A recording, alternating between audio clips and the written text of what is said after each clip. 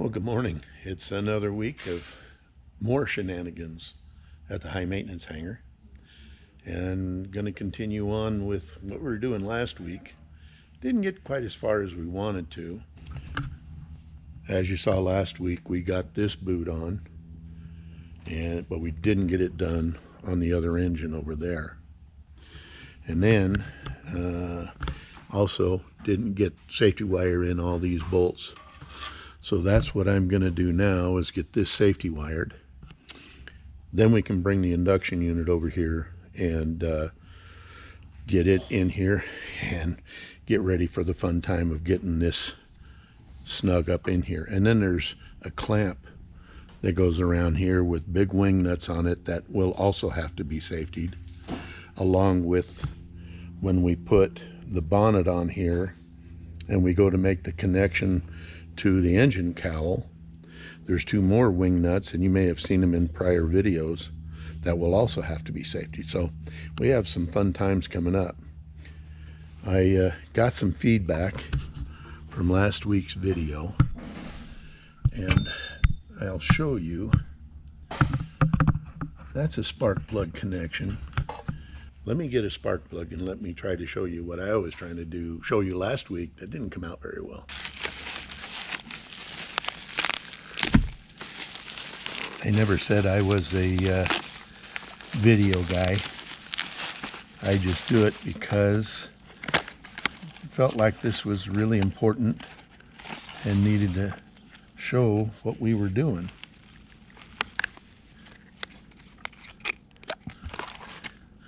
This is a brand new spark plug.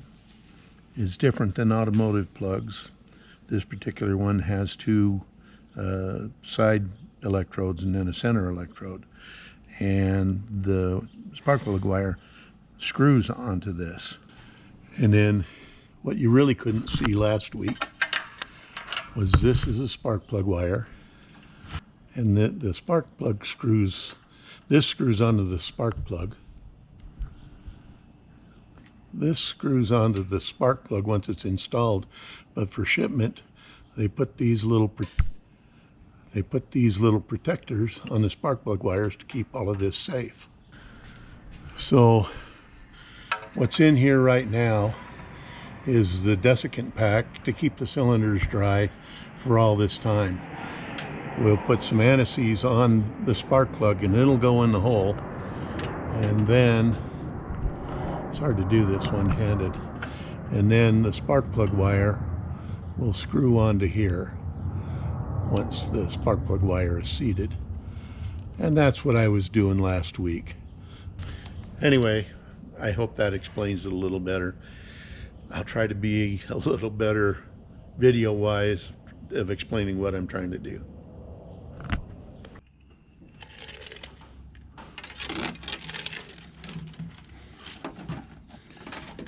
So about that much. Okay, like I said, the fun time starts now. Get that through here.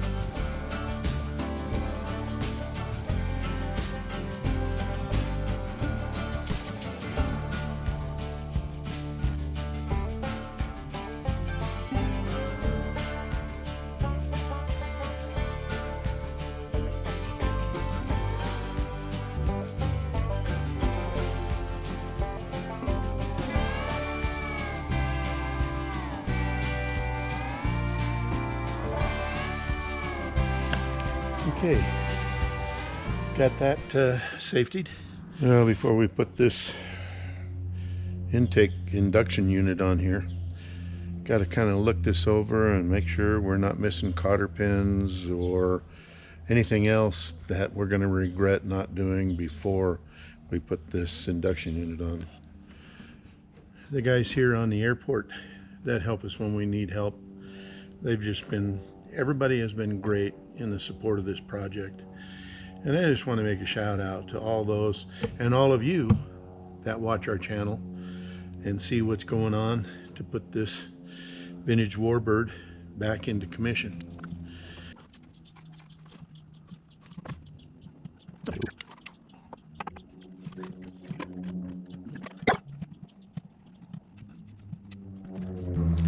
Oh, I know one that I gotta check. That's manifold pressure fitting. Couldn't reach from the bottom side. I'm gonna put a wrench on both of those connections and make sure they're tight.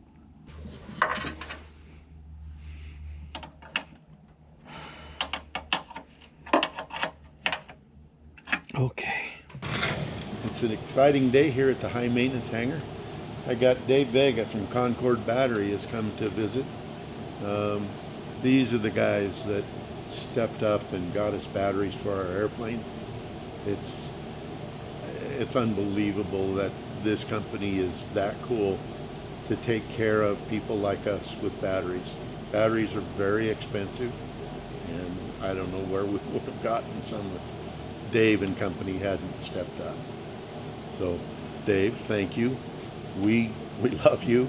I know Dave has a lot of experience with Concorde Battery in his Learjet days, and he swears by Concorde. So Bob, I just wanted to, again, thank you for inviting me over here. When you originally talked to me about this aircraft and what you guys were going to be doing to it, I thought it was really thoughtful of what you guys are doing, and with a big commitment of what you guys are doing over the years here. I know there's a lot of blood and sweat that you took and part in doing this. This is a 15-year project that you started from. Especially what I hear this morning talking with you, that this project started basically just by bones. It was a stripped down model of an A-26, and it was purchased through another group there. And with your time and effort with a team of people, not just yourself, but there was 20, 30 other people that were volunteer. It's nonprofit. That you built this plane to what it is right now, and hopefully that by luck and everything that goes on, that we'll have it flying at Fort Oshkosh in 2027. I was hoping for 26, but there's just still too many things that we have to make sure work. We don't want to try to, as much as I'd like us to be at Oshkosh, there's too many things to do to rush this project. And you're right, it came in on 5 flatbed trailers. Think of a 1,000,000-piece jigsaw puzzle with no box art and no edges, and that's this. So how did you get involved in this project here, this specific project? I've been friends with Jan and Dave, the owners of the hangar, for a number of years, and Jan called me one day and said, "You got to come down and see what we got."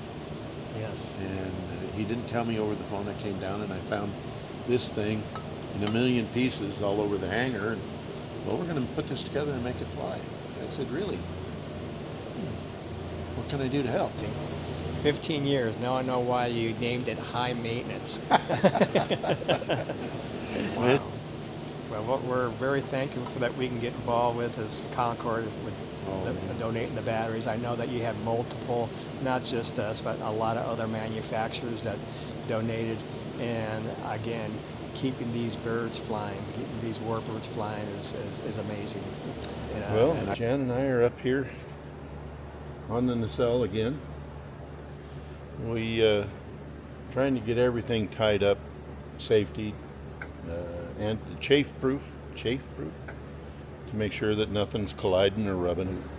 So Jan made a bracket to support the vent tube, and there's 2 of them, and also for the supercharger control cable.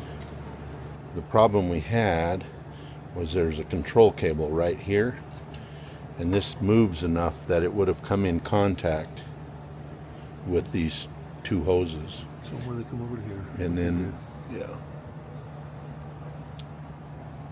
And then Here's the supercharger control line, and it's colliding with this vent tube, and going too far the other way it would collide with these control cables as well. So we're going to get this all installed and do one final check, and then we'll start putting the air induction unit on, see how that goes. Oh yay. Okay. All right.